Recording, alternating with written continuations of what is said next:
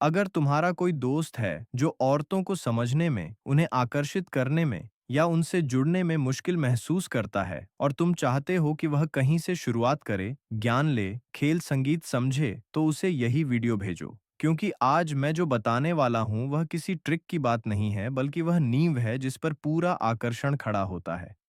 वह basic principle जिसे समझते ही आधा खेल पलट जाता है। और सबसे बड़ा सवाल यह है कि बिना कोशिश किए, बिना पीछा किए, बिना खुद को साबित किए, आखिर महिलाओं को आकर्षित कैसे किया जाता है?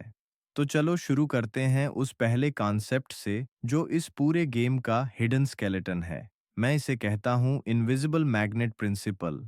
ज्यादातर लड़के सोचते हैं कि उन्हें दौड़ना पड़ेगा, बार बार ध्यान देना पड़ेगा, सही लाइनें बोलनी होंगी, इम्प्रेस करना पड़ेगा। लेकिन सच्चाई इससे उलटी है। जितना तुम भागते हो उतने कमजोर लगते हो, जितना तुम पुश करते हो उतनी तेजी से चीज तुम्हारे हाथ से फिसलती है, और जिस पल तुम किसी के पीछे भागते हो उसी पल तुम्हारी वैल्यू गिरने लगती है।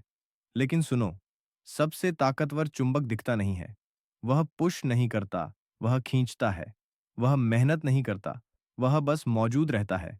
जैसे सूरज, सूरज घूमता नहीं है। वह किसी ग्रह से नहीं कहता कि मेरे पास आओ। वह सिर्फ चमकता है और सब कुछ खुद उसकी ओर खींच जाता है।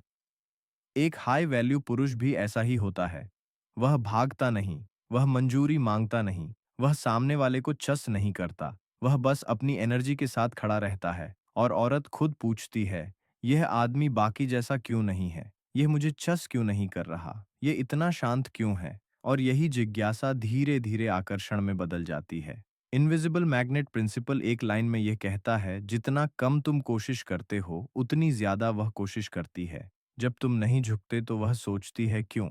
जब तुम ज्यादा एक्साइटेड नहीं होते तो वह फील करती है कि उसे तुम्हारे बारे में और जानना है, और यही जगह उसके दिमाग में खालीपन बनाती है। ऐसा खालीपन जिसे वह खुद भरना चाहती है, और वह भरती है कोशिश से, बातचीत से, इन्वेस्टमेंट से।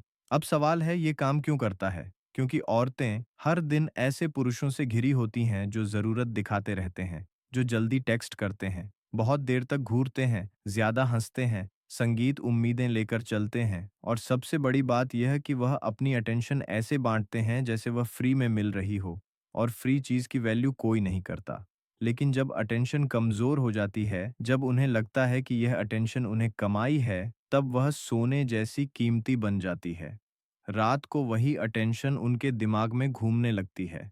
वह सोचती है, उसने जल्दी रिप्लाई क्यों नहीं किया? उसने मुझे छस क्यों नहीं किया? वह बाकी जैसा क्यों नहीं है? अब आते हैं दूसरे सिद्धांत पर, कॉग्निटिव डिसोनेंस अट्रैक्शन।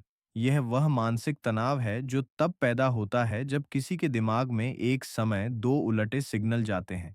दिमाग विरोधाभास सहन नहीं कर पाता। वह समाधान खोजता है, और इस समाधान की तलाश ही असली भावनात्मक खिंचाव बन जाती है। जब तुम किसी लड़की के साथ छोटे छोटे विरोधाभास बनाते हो, अप्रूवल के साथ हल्का चैलेंज, प्रेजेंस के साथ थोड़ी दूरी, वार्मथ के साथ थोड़ा डिटचमेंट, तो उसका दिमाग तुम्हें किसी बॉक्स में फिट नहीं कर पाता। और जैसे ही दिमाग को समाधान नहीं मिलता, वह और गहराई से इन्वेस्ट करना शुरू कर देता है। उदाहरण के लिए, वह बात कर रही है और तुम पूरी तरह प्रेजेंट हो, आंखों में देखते हो, उसे यह एहसास देते हो कि वह सुनी जा रही है, देखी जा रही है। फिर अचानक तुम थोड़ा पीछे झुकते हो, जैसे किसी और चीज पर एक सेकंड के लिए ध्यान गया हो, बस इतना ही। ये छोटा सा विड्रॉल उसके अंदर एक झटका पैदा करता है। वह चाही गई भी महसूस करती है और अनदेखी भी, और यही टकराव उसे तुम्हारे बारे में और सोचने पर मजबूर करता है। फिर आते हैं एम्बेडेड कमांड्स, यानी आदेश जो आदेश की तरह नहीं लगते, बल्कि जैसे एक नेचुरल ऑब्जर्वेशन हो। जैसे तुम यह नहीं कहते कि मुझे बाद में टेक्स्ट करना, बल्कि तुम कैजुअली कहते हो, अजीब है कि लोग ऐसी बातचीत के बाद खुद को रोक नहीं पाते, और अक्सर बाद में टेक्स्ट करने का मन हो जाता है। तुमने आदेश नहीं दिया, तुमने बस एक पैटर्न बताया, और उसका दिमाग इसे अपने ऊपर लागू कर लेता है। यही है सबकॉन्शियस इन्फ्लुएंस की ताकत। यही वजह है कि तुम दबाव नहीं डालते, तुम रास्ते बनाते हो और वह खुद उनमें चलने लगती है। अब बात करते हैं प्रैक्टिकल गेम की। असल जिंदगी में क्या करना है? सबसे पहले तुम सीधे आदेश देना बंद करते हो। कोई मत कहो कि तुम मुझे दोबारा मिलो, मत कहो कि तुम मुझे टेक्स्ट करो, मत कहो कि तुम मुझे पसंद करोगी। इसके बजाय तुम फ्रेम बनाओ। तुम माहौल सेट करो। तुम ऐसे वाक्य बोलो जो उसके दिमाग में खाली जगह छोड़ दें। जैसे तुम कहते हो, मजेदार बात यह है कि ऐसी एनर्जी के बाद लोग अक्सर सोचते रहते हैं कि दोबारा मिलना कैसा होगा। वह खुद को तुम्हारे साथ कल्पना करने लगती है। जैसे तुम कहते हो, जब कोई ऐसे हंसता है तो नेचुरली लोग ये हंसी दोबारा सुनना चाहते हैं। इसमें छुपा आदेश है, लेकिन महसूस नहीं होता। फिर आता है सबसे खतरनाक हथियार, उसकी चॉइस को उसका नैरेटिव बनाना। जब वह रुकती है, तुम कहते हो, मजेदार है कि तुम अब भी यहीं हो। क्या वजह है? और जैसे ही वह कहती है, पता नहीं, तुमसे बात करना अच्छा लग रहा था, वह खुद को तुम्हारे साथ जोड़ देती है। तुमने उसे मनाया नहीं, उसने खुद को मनाया, और यही सबसे ताकतवर बंधन होता है। अब हर कदम उसका इन्वेस्टमेंट बन जाता है।